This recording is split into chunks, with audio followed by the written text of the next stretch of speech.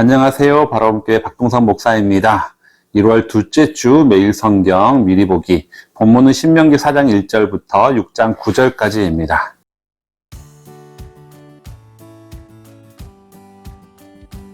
지난주에 신명기 구조를 나누면서 1장부터 4장을 모세의 첫 번째 설교, 그리고 5장부터 모세의 두 번째 설교라고 말씀을 드렸는데요. 더 정확히 나누면 모세의 첫 번째 설교는 4장 43절까지고 4장 44절부터 모세의 두 번째 설교가 시작이 됩니다.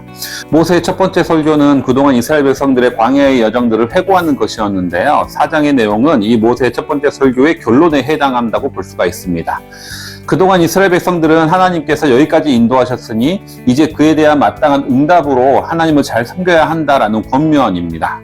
1절부터 14절은 율법을 잘 지키라 이렇게 권면하고요. 15절부터 24절은 다른 신이나 우상을 섬기지 말라라는 권면입니다. 25절부터 40절은 율법을 지었을 때 받을 축복과 지키지 않았을 때 받을 징벌에 대해서 설명을 합니다. 그리고 41절부터 43절은 도피성 규례를 끝으로 모세의 1차 설교는 끝을 맺습니다.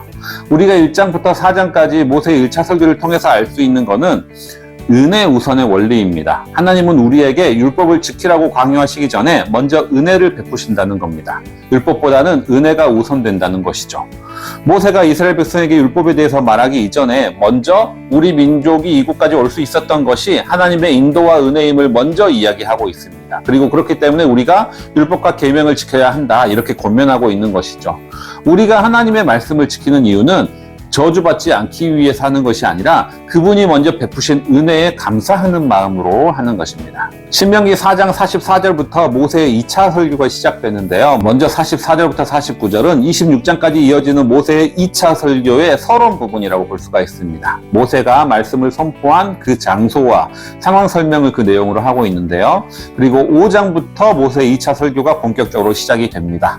5장 1절부터 5절은 모세가 십계명을 선포하기 전에 그 계명에 순종하고 잘 지킬 것을 권면하는 내용입니다. 특히 이를 위해서 모세가 강조하고 있는 것은 그 계명이 조상과 세운 것이 아니라 지금 이곳에 있는 우리와 세운 것이다 라는 겁니다.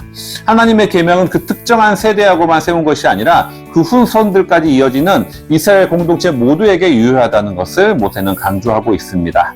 이후 6절부터 21절까지는 십계명을 선포하는데요. 이 십계명은 신명기 전체의 가장 핵심이라고 할 수 있는 그런 내용입니다.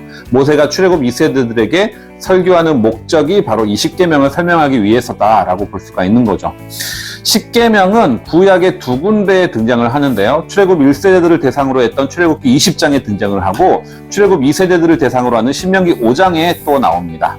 두 개의 십계명의 내용은 거의 동일한데 굳이 다른 점을 찾아낸다면 두 군데가 있습니다. 첫 번째는 5계명. 안식일 계명에서 안식일을 지켜야 하는 이유가 다릅니다. 출애굽기에서는 하나님이 창조하신 후 7째 날에 쉬었기 때문에 안식일을 지켜야 한다 이렇게 명령하고 있고요. 신명기에서는 이집트 종살이에서 구원해 내셨기 때문에 안식일을 지키라 이렇게 이야기하고 있습니다. 하나님의 창조와 안식일은 바로 연결되니까 이해하기가 쉬운데요. 출애굽과 안식일은 무슨 관계가 있는지 이해가 안 가실 수도 있습니다. 그런데 이스라엘 백성들이 이집트에서 노예와 같이 생활을 할 때는 쉼이란 없었습니다. 따라서 하나님이 이들에게 쉼을 허락하기 위해서 구원하셨다는 것이죠.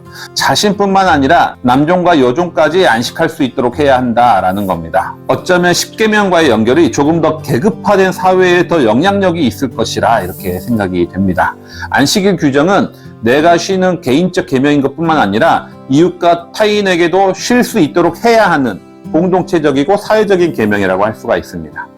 또 하나는 십계명인데요. 이웃의 소유를 탐내지 말라라는 계명에서 이웃의 소유를 말할 때 출애굽은 아내도 소유물로 포함하고 있는 것에 반해 신명기는 이웃의 아내와 소유물을 따로 분리해서 말하고 있습니다. 이는 출애굽기 1세대들 때보다는 출애굽 2세대들에 와서는 어느 정도 여성의 권리가 성장했다라는 것을 알 수 있게 됩니다. 이후 22절부터 33절은 하나님의 계명이 어떻게 모세를 통해서 전달되었는지 그 과정들을 이야기합니다. 그 설명을 하는 이유는 이 계명이 모세가 지어낸 것이 아니라 하나님께로부터 왔음을 밝힘으로써 계명의 권위를 세우기 위함이다라고 할 수 있는 거죠. 모세는 단순히 하나님과 백성들 사이에서 중재자일 뿐입니다. 이후 6장부터 11장까지는 이 십계명에 대한 일종의 시행령이나 보조 규정이라고 할 수 있는 내용들입니다. 특히 6장은 그중에 가장 핵심이라고 할 수 있는데요. 유대인들의 아침 저녁으로 드리는 기도문인 우리가 흔히 쉐마라고 말하는 규정이 여기에 있습니다. 6장 4절 5절이 그것인데요. 이스라엘아 들으라. 우리 하나님 여호와는 오직 유일하신 여호와시니 너는 마음을 다하고 뜻을 다하고 힘을 다하여 내 하나님 여호와를 사랑하라. 이게 바로 쉐마 규정입니다. 그리고 이것을 잊지 않기 위해서 여기저기 기록하라 라고 명령하십니다. 이렇게까지 기록하는 이유는 역설적으로 인간이 그만큼 하나님을 쉽게 잊어버리기 때문이다 라고 알 수가 있습니다. 사랑은 순간적인 감정이 아니라 지속하기 위한 노력이 더 중요합니다. 이 시대는 감정을 매우 중요시합니다. 노력해서 사랑을 지속하는 것은 오히려 진짜 사랑이 아니라고 생각합니다. 하지만 하나님은 그렇게 판단하지 않으신다는 거죠. 하나님은 오히려 잊어버리지 않도록 써서 기억하라 라고 말합니다. 영어 단어 외우듯이 기록하고 되새기고 또 외우라는 것이죠. 하나님을 사랑하는 것에는 반복과 훈련이 필요한 겁니다. 이번 주 매일 성경 본문은 여기까지입니다. 하나님을 사랑하기 위해서 계속하고 읽고 반복하고 노력해야 하는 것처럼 우리도 하나님의 말씀을 이처럼 가까이 하는 우리 모든 성도님들 되시기 바랍니다.